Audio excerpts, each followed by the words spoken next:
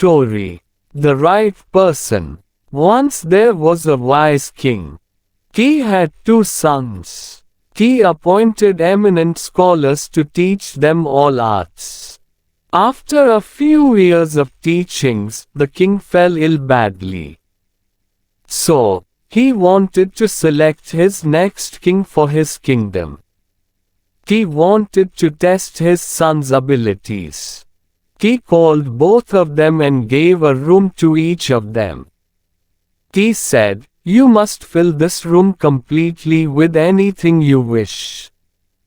It can be anything.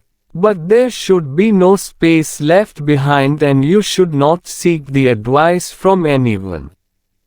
The next day the king visited the eldest son's room.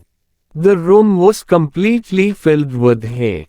The king sighed on the foolishness of the eldest son. He went to the younger son's room. But it was kept closed. The king knocked at the door of the room. The second son asked his father to get in and closed the door again. There was darkness everywhere and the king shouted at his second son angrily. But the second son lighted a candle and said, "I have filled this room with light." Now the king felt very happy and hugged his son proudly. He understood that the younger son would be the right person to rule the kingdom after the king. Story 2. The Saint's Wisdom. Kandagupta was a famous saint.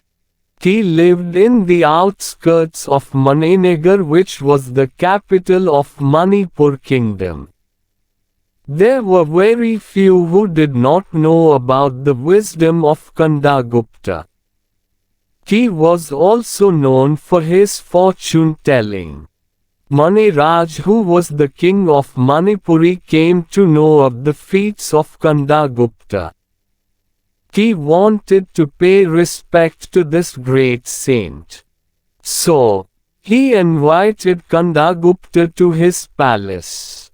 When Kandagupta arrived, Maniraj welcomed him and offered him a seat. Then, the king asked the saint to tell something about his future from his horoscope. After a keen observation into the king's horoscope, Kandagupta started telling the future boons to be blessed upon the king. The king was so happy. He kept on rewarding the saint with gold and silver for every boon told by Kandagupta. Now came the time to say the future misfortunes. The whole outlook of Maniraj started to change. At one point he shouted, "Stop! You filthy soul! How dare you say such nonsense? I order you to say, 'May the time of your death.'" Kandagupta replied in a small voice, "My lord, according to my calculations, my death will take place just an hour before thy death." The king was stunned. He felt his error.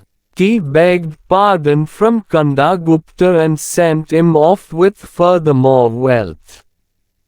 Moral: wisdom is more able than power. Story 3. The Salt Vendor and His Donkey. There was a salt vendor in a village. He used to buy salt from a nearby town. He had a donkey to carry the salt load. There were many streams to be crossed to reach the town.